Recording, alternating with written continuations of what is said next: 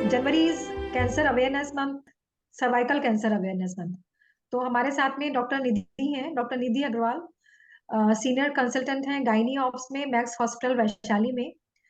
तो आज हमारा डिस्कशन उनके साथ ही रहेगा कि क्या होता है सर्वाइकल कैंसर। पहले डॉक्टर निधि आपसे शुरू करते हैं कि सर्वाइकल कैंसर है क्या चीज।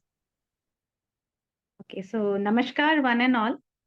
सर्वाइकल कैंसर, जैसा कि हम में से काफी लोग अब जानते हैं कि काफी एक मतलब it's one of the commonest cancers जो हम वुमेन में देख रहे हैं इंडिया में, है ना। अच्छा, सर्विक्स हम किसे कहते हैं? सर्विक्स हम कहते हैं, आमतौर पे भाषा में बोलें तो बच्चेदानी के मुंह का cancer. Uterus is the main womb जिसके बारे में हम बोलते हैं, और उसका जो माउथ है वो सर्विक्स है। उसका कैंसर हमारे देश में सबसे ज्यादा पाया जाता है महिलाओं में, और इसको हम सर्वाइकल कैंसर कहते हैं। इसमें सबसे अच्छी बात इसमें यह है कि इसके लिए इसका जांच करना बहुत आसान है। इसके लिए आपको कोई ऐसा नहीं है कि आपको कोई बहुत बड़े सेटअप की जरूरत है। आपको कोई बहुत बड़े अस्पताल ही जाना पड़ेगा तभी आपको इसकी जांच हो पाएगी।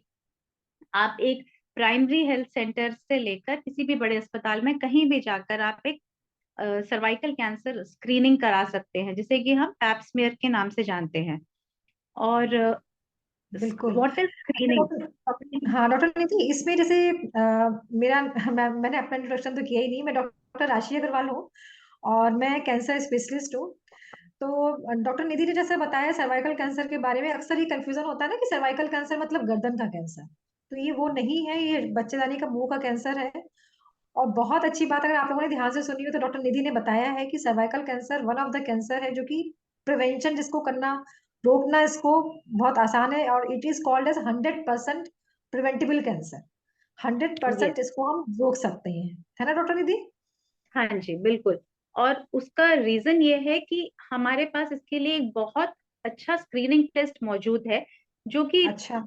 रिप्रोड्यूसिबल है, रिपीटेबल है। इसके लिए हमें कोई बहुत ही हाईली स्किल्ड पर्सनल नहीं चाहिए। हम इसे बहुत आराम से और सही तरीके से कर सकते हैं। इसमें एक बेसिक ट्रेनिंग करी हुई एक नर्स भी आपका सैंपल ले सकती है, ठीक है। लेकिन इसमें और दूसरा ये है कि इस बीमारी की शुरुआत से लेकर एक्चुअल बीमारी तक पहुंचने में काफी लंबा समय चलता है, जिसको हम लीड पीरियड कहते हैं।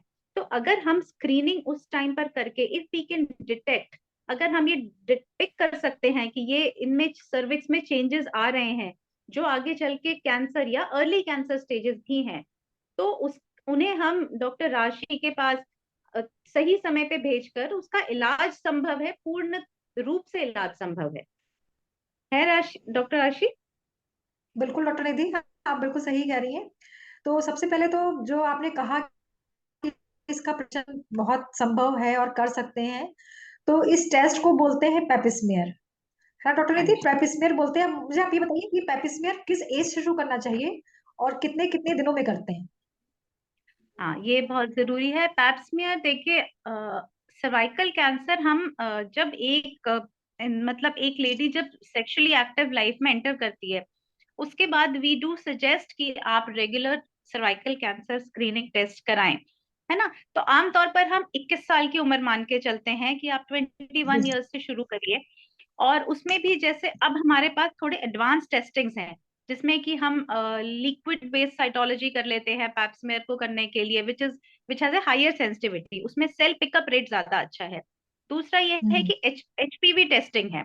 तो अगर हम जी। इसको इन दोनों टेस्ट को साथ में करते हैं, तो आपकी सेंसिटिविटी स्पेसिफिसिटी बहुत बढ़ जाती है। तो आप इसको 3 साल के अंतराल पे कर सकते हैं। अच्छा। अगर आपकी पैप्समियर नॉर्मल है तो आप अगला 3 साल के बाद आप उनको रिकॉल करते हैं फॉर नेक्स्ट टेस्टिंग। तो इसका मतलब डॉक्टर निधि, ये डरने की जरूरत नहीं है कि हमें हर महीने आना पड़ेगा, हर 6 महीने में आना पड़ेगा। मतलब अगर आपने एक बार टेस्ट करा लिया तो 3 साल तक आप मतलब सेफ हैं। तो बिल्कुल जैसे लोग बिल्कुल। डरते हैं ना कि एक बार, है ना, लोग डरते हैं कि भाई आप एक बार डॉक्टर के पास चले गए तो आपको बार बार जाना पड़ेगा, तो ऐसा कुछ नहीं, भी नहीं है। ये इस तो तरीके का टेस्ट ही नहीं है। तो राशि, ये ना जैसे हम पीडियाट्रिक्स में कहते हैं ना, वेल बेबी क्लिनिक्स। बच्चे बिल्कुल हाँ जी। हेल्दी हैं लेकिन जाते हैं पीडियाट्रिशियन के पास जस्ट ये जानने के लिए कि क्या मेरे बच्चे की हाइट ठीक बढ़ रही है, क्या वेट ठीक बढ़ रहा है, बेबी इज डूइंग फाइन। ये उस किस्म का टेस्ट है। तो इसमें हम आपको एक बार हमने आपका सर्विस देख लिया, चेक कर लिया, टेस्ट ले लिया, आप 3 इयर्स तक बिल्कुल फ्री हैं बिल्कुल। और ये बताइए निधि, जब ये टेस्ट होता है, जब आप करते हो टेस्ट, तो ऐसा होता है कि एडमिट करना पड़े या ओपीडी बेसिस पे आराम से हो जाता है? बिल्कुल ओपीडी बेसिस पर है। आपकी जितना टाइम आपका एक रूटीन कंसल्टेशन में लगता है, बस उतना ही टाइम लगता है। इसमें ना एडमिशन चाहिए, ना इसमें कोई एनेस्थीसिया चाहिए, और ये बिल्कुल भी पेनफुल प्रोसेस नहीं है। उसके बाद आपको कोई रेस्ट नहीं चाहिए, कोई आपको मेडिकेशन, एंटीबायोटिक कुछ भी नहीं चाहिए। आप on the way to office भी आके 5 मिनट में अपना पैप्समेयर करा के जा सकते हैं, and then you can review back with the reports.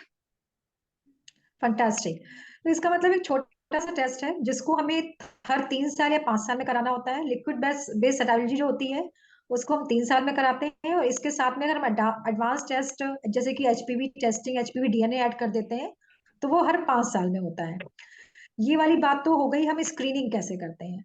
अब दूसरी चीज आती है इसमें, एक मतलब बोलते हैं ना, कोई कैंसर के लिए वैक्सीन तो नहीं है, तो दिस इज द कैंसर जिसके लिए वैक्सीन भी अवेलेबल हाँ, है वी ना are doctor? Very very yes. Fortunate to have this vaccine. और ये वैक्सीन इसीलिए बन पाई है क्योंकि इस कैंसर सर्विक्स के, समझ लीजिए आप, more than 90% of the cases जो शुरू होते हैं वो एचपीवी इन्फेक्शन से होते हैं। एचपीवी एक किस्म का वायरस है।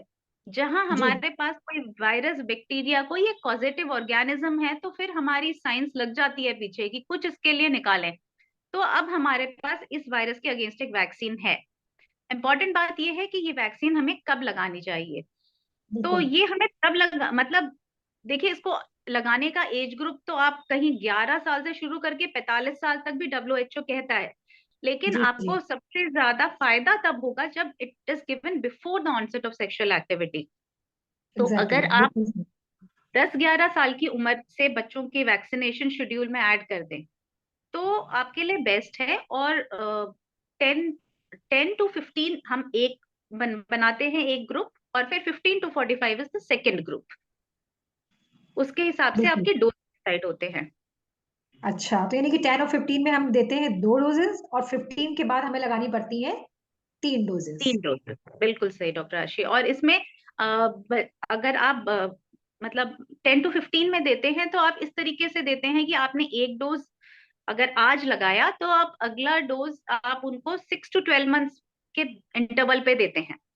जी जबकि अगर हम 15 ईयर्स के बाद लगाते हैं, मतलब suppose girl has celebrated her 15th birthday, है ना, उसके बाद अगर हम देते हैं तो हम 3 डोजेस करते हैं। It is 0 month, then second month, and then 6th month, if we specifically talking about Gardasil. हाँ, एग्जैक्टली, क्योंकि अब तो गार्डिसल 9 ही अवेलेबल है। अब वो हम्म दूसरा ऑप्शन भी नहीं है सर्वरेक्स का, तो अब गार्डिसल 9 अवेलेबल है। ये what does it mean by 9? 9 क्या चीज है? एक्चुअली हम जैसे हमने कहा ना, एचपीवी वायरस है तो इसके बहुत जी। सारे सब टाइप्स हैं, है हाँ ना। जी, हाँ जी। जैसे सब टाइप 16 और 18 आप तो मुझसे बेहतर समझते हैं। तो 16 और 18 आपके मेन हैं जो कैंसर कॉज हाँ, करते हाँ, हैं। हाँ। और जी उसके अलावा 6-11 जो है वो ज्यादा वायरल वॉट्स कॉज करते हैं। उसके अलावा भी और कुछ टाइप्स हैं, जैसे 31, 33, 52। ये अब पहले हमारे पास जो वैक्सीन बनी थी वो सिर्फ 16-18 के लिए बनी थी। फिर नेक्स्ट आई 16, 18, 6, 11। अब ये बाकी हम्म, भी टाइप्स उसमें और इंक्लूड हो गए हैं, तो now it is effective against 9 type. बिल्कुल ठीक बता रही है। तो इस सीन को लगवाने का कोई साइड इफेक्ट होता है क्या? नहीं, इस वैक्सीन का एज सच साइड इफेक्ट्स? कोई साइड इफेक्ट नहीं है। वो ही मामूली चीजें हो सकती है। कॉमनेस्ट साइड इफेक्ट है वैक्सीन की साइड पे, आपको इंजेक्शन लेने के बाद जो एक मामूली सा पेन होता है। बाकी ऐसा कोई सीरियस साइड इफेक्ट नहीं नोट किया गया है इस वैक्सीन के साथ। और हाँ, ऐसी कोई प्रिकॉशंस भी नहीं है। जो यूजुअल स्टैंडर्ड प्रिकॉशंस हैं कि हाँ भाई, अगर आपको कोई मेजर इन्फेक्शन, फीवर ऐसा कुछ चल रहा है तो आपसे थोड़ा डिले कर दीजिए। अदरवाइज आप अपने रूटीन एक्टिविटी में, या आपके पीरियड से भी कोई रिलेशन नहीं है, आप इसे कभी भी लगवा सकते हैं। बहुत अच्छी आपने जानकारी दी डॉक्टर निधि, क्योंकि सर्विक्स कैंसर हमारे यहाँ इंडियन लेडीज में होने वाला दूसरा प्रमुख कैंसर है। और इसको हम लोग बात कर रहे हैं कि हम कैसे रोक सकते हैं। क्योंकि रोकने के बिल्कुल। बाद तो ट्रीटमेंट जैसे करना ही होता है, मैं ऑन्कोलॉजिस्ट हूँ, ट्रीटमेंट करती हूँ, लेकिन हम लोग इस बारे में बात कर रहे हैं कि हम कैसे उसे रोक लें। और डॉक्टर निधि निधि गायनेकोलॉजिस्ट हैं, मैक्स हॉस्पिटल वैशाली गाजियाबाद, और प्रैक्टिस करती हैं। तो उनको पता है कि उनके पास, हमारे पास तो क्या डायग्नोज होने के बाद ही पेशेंट आते हैं, और इससे पहले वो बहुत सारा काम कर रही हैं वैक्सीन वगैरह के बारे में, और सब करती हैं ताकि लोगों को बीमारी ना हो। तो doctor Nidhi, thank you so much, thank you very much. Thank you, Dr. Rashi, for this fruitful discussion. I hope it reaches out to maximum number of people and increases cancer awareness.